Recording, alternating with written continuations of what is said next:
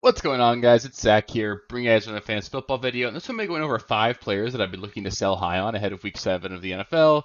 We're just about halfway through the regular season for fantasy football, and at this point, we're probably sort of starting to get a gauge in terms of how good our fantasy teams are. And obviously, we're still at that halfway point, so there's still a lot that can go wrong or a lot that can go right going forward. So it's important to make sure that we make sure our teams get better and better throughout the course of the season. Trading is one of the best ways to do that, taking advantage of different market trends and really trying to capitalize on which players end up being over and undervalued as each week progresses. So trading's one of my favorite things to do in fantasy football. It's something that, I'm probably always that manager in leagues that's sending out an offer or two every single day, just really trying to get trades done, maybe basically make a trade a week in every single league I'm in. So I'm really active in all the leagues trying to do that, and I figure that as long as I win more than half of my trades, it ends up helping me over the course of the season. So that's generally my approach. It makes it a lot of fun making these videos as well, and then of course it makes it a lot of fun to help you guys out as well. So as always, if you guys have any specific trade questions, any trade offers that you're thinking about sending, or any trade offers coming your way that you're torn on, just feel free to let me know in the comments. I love helping you guys out and can certainly give you guys my input on all that as well. So it's been super exciting so far. We're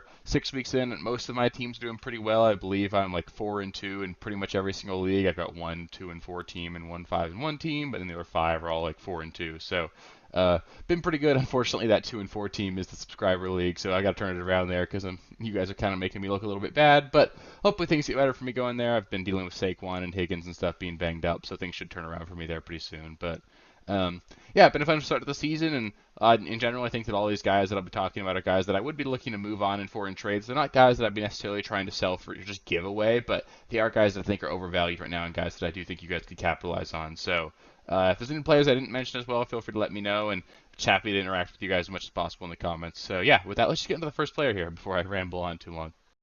So starting us off, I'm going to start things off with Derrick Henry here. He was bottled up for most of the game against the last Baltimore Ravens. Aside from like one huge play, he had like one 60-yard run. He also had a 15-yard touchdown run. But outside of that, he really did absolutely nothing on the ground this last week, and he only had 12 carries, which is really my main concern here. Is that the Titans, having just lost Ryan Tannehill, they're 2-4 right now. They're just not a very good football team, and they're going to lose a lot of games going forward the rest of the season. And as we all know, Derrick Henry is the kind of player that performs a lot better in games that the Titans actually win. That lets them give him the ball a lot more. That's where you see those 25, 30 carry games for Derrick Henry, where he really blows up. And with Malik Willis under center, obviously they're going to try and establish the run. We're going to see as much Derrick Henry as possible, but I just don't know how long this Titans team can remain competitive in most of those games. They're not going to be able to put up a lot of points unless they're playing really bad teams. Malik Willis is not going to elevate this offense at all, and their defense isn't great either, especially against the passing game. So they're going to give up a lot of points. And on top of that, there's just a real chance that Derrick Henry's washed. I mean, he doesn't look bad by any means, but just watching him play, it looks like he goes down a lot easier than he used to. He doesn't look like the same dominant runner that he used to be. And I mean, he's at that age. It's obviously not something that I want to bet on with Derrick Henry, but it does look like he's slowing down quite a bit.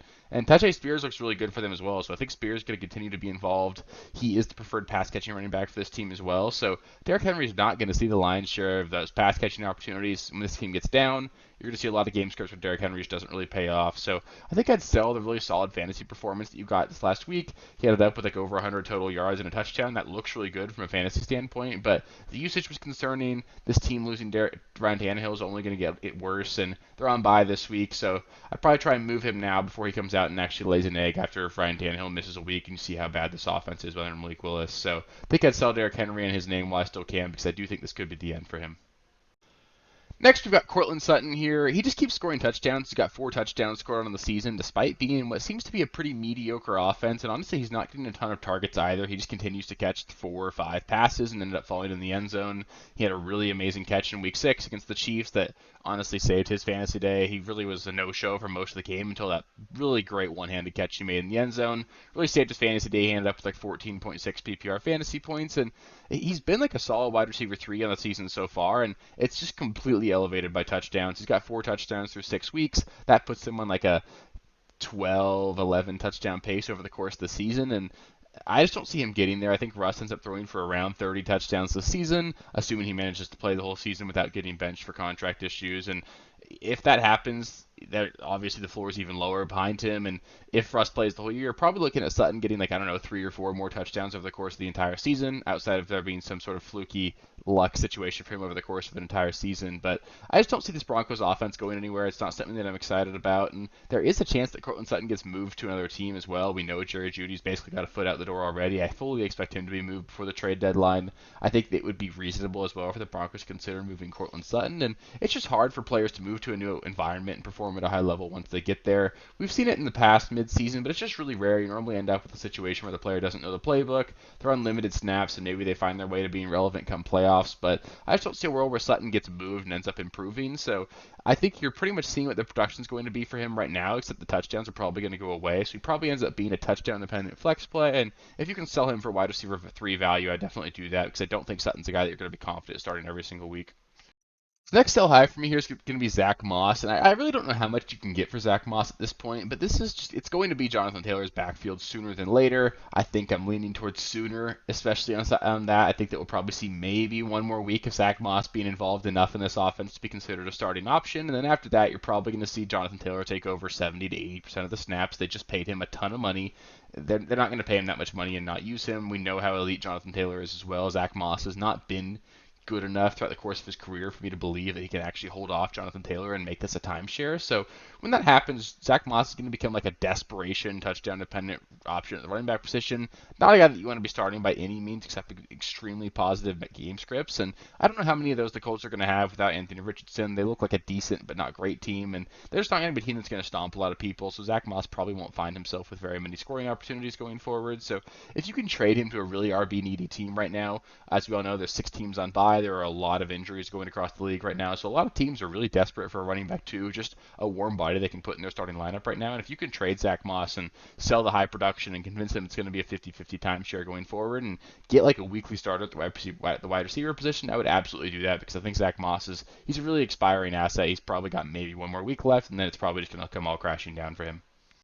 Next up, we've got Adam Thielen, and I don't think you guys should just be giving him away. The production is at least somewhat legitimate. He's obviously the wide receiver 3 overall in the season for a reason, but I think that if you can get wide receiver 1 value for Adam Thielen, it's a good opportunity to do so. The Panthers are going to be changing play callers during their bye week. We don't know exactly how it's going to shake things out for the pass catchers in this offense, although Adam Thielen is very clearly their number 1, and we do need to give him some credit. He's looked really good so far this season, and I do think he's a legitimate, like, high-end wide receiver 2 to maybe mid-tier wide receiver 2 if healthy the rest of the season, but there's obviously that concern with how things are going to look when they change play callers. Not on top of that, Adam Thielen's got a long injury history through the course of his career. He's at that age where he's got elevated risk for that as well. So I think that he's just sort of a ticking time bomb there. I don't necessarily want to bet on an injury by any means, but I think that if you can sell him for wide receiver 1 value, you're getting really safe profit basically on the Adam Thielen draft pick. You're getting the guy that obviously you didn't expect to do a lot for you guys, and you're turning him into a wide receiver 1 that you're maybe more confident in going forward. So I think if you can do that, trading Adam Thielen does make some sense.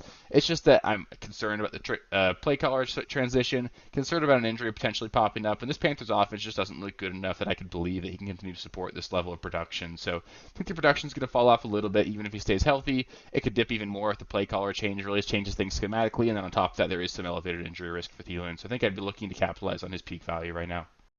And last but not least for me, I think I'd be looking to sell high on Kyle Pitts. He's put up back-to-back weeks of being a tight end 1 or a tight end 1 level player. He's obviously been someone that obviously has a really high name value associated with him, and that coupled with his production over the last couple of weeks should give you an opportunity to turn him into a weekly starter. The fact of the matter is that the Falcons threw the ball a lot more over the last couple of weeks than they're going to in general. They found themselves trailing in game scripts, and they saw how things look when they're trailing, and they had to air it out with Desmond Ridder. We saw him look absolutely awful through 3 interceptions this last week. He's not a guy that they want to air it out with, so they're going to get more conservative. They're going to run the ball a lot more the way they want to, and on top of that, Johnny Smith is a thing for this team. It's basically a 50-50 split at the tight end position for these two, so I just think that I would get out of Kyle Pitts while I can. He's basically like the 2A in this offense. You got Drake London being the 1A, and then you got Pitts and Jonnu basically splitting as the number 2 option in this offense, and it's too low of a passing volume offense for me to be excited about it, so I'd move on from Pitts if I still can. So that'll do it for this week's video where I went over 5 players I'd be looking to sell high on. As always, tomorrow you guys will be getting the Thursday Night Football primer, where I'll preview the Thursday night matchup between the Saints and the Jaguars. That should be a pretty fun game. Hopefully Trevor Lawrence suits up in that one and we get a bit of a shootout somehow. It'll be fun watching Chris Olave on prime time. So excited for that game. As always, if you guys have any specific start-sit questions pertaining to that game, feel free to let me know in either the comments here or in the comments of that video. And as always as well, if you have any specific trade questions, let me know in the comments. I love interacting with you guys. If you guys haven't already, please do subscribe to the channel. I know a lot of you guys watch these videos and haven't subscribed, and it would just really help with the channel if you'd subscribe to the videos. We're trying to put out as much content for you guys as possible and trying to hit 1,000 subscribers by the end of the year. We're at like 890 right now, so then we need about 10 each week going forward. I really do think we can get there, so help me out if you haven't already. Just subscribe to the channel and give the video a thumbs up as well if you liked it. So thank you guys so much for watching the video, and I'll catch you next time. Thank you guys for watching. If you haven't already, please be sure to subscribe to the channel, like the video, check out these other videos here if you haven't. If you want more content, please feel free to follow me on Twitter at RealSteelFFB. I'll be more active on there as the season goes on. Thanks. Catch you later.